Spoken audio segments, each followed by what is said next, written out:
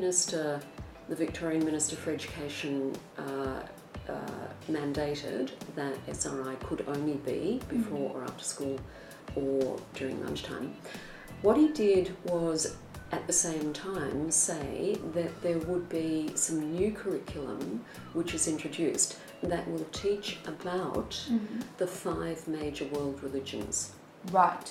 And secular humanism and rationalism. Okay. So Christianity, Buddhism, Hinduism, Judaism and Islam, and secular humanism and rationalism.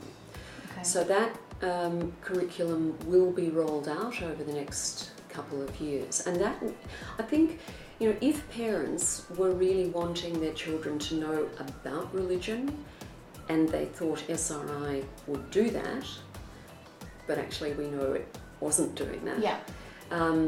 Now they will get their children to learn about religions. Yeah. And I think that actually contributes to social cohesion, and so that children can learn about other religions and sort of demystify,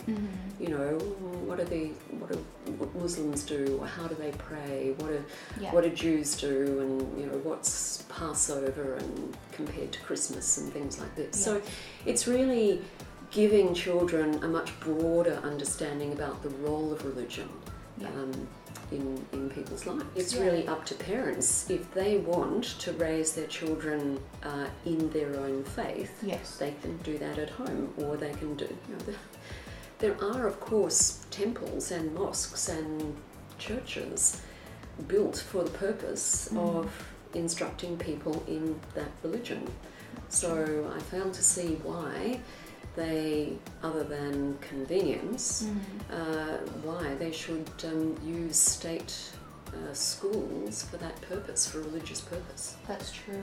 And so religious families might feel that too much secularism in schools might steer the kids away from their faith.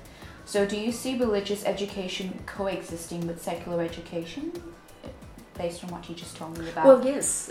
As I'll repeat that because it might be a good answer to that question.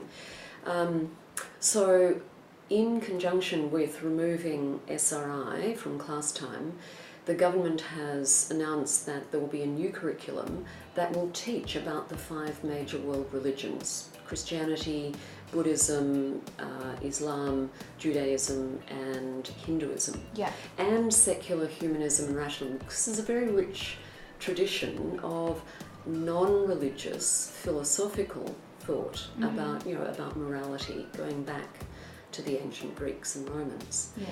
So that curriculum will be rolled out in government schools over the next couple of years. So parents can be assured that their children will be educated about a range of religions, which I think will support and contribute to effective multiculturalism, demystifying what happens in other religions other than your own. And of course it's always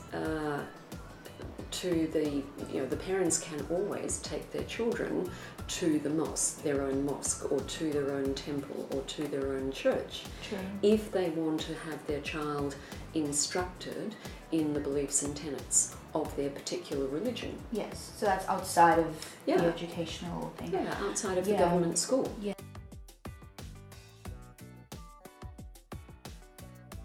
So if a religious school wanted to use that legal exemption, the courts have actually said that's quite a high test.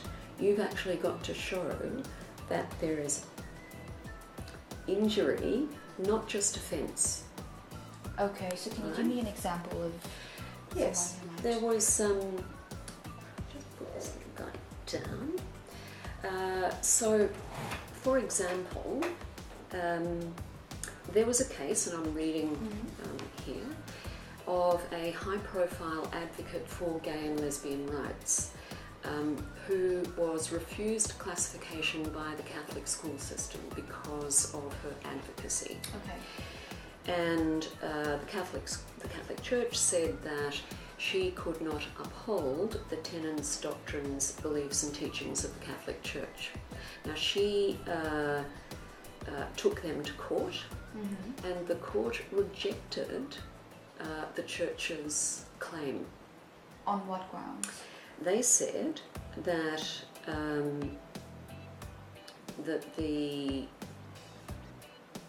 church trying to discriminate against this woman was, and I quote, contrary to the teachings of the church. So the court said that the Catholic Church should not discriminate against this woman because it was contrary to the teachings of the church. Or not to discriminate. That's right. Yeah. And the court also said that any offence to the parents was not an injury to their religious susceptibilities. Right. Okay. So what this case is actually saying is the courts are making a pretty high bar.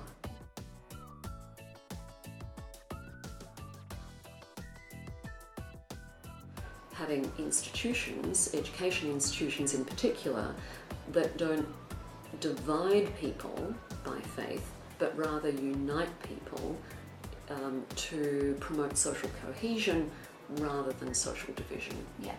All right. Thank you so much for that, Meredith. My pleasure. Yeah. Thank you so much. Thank you.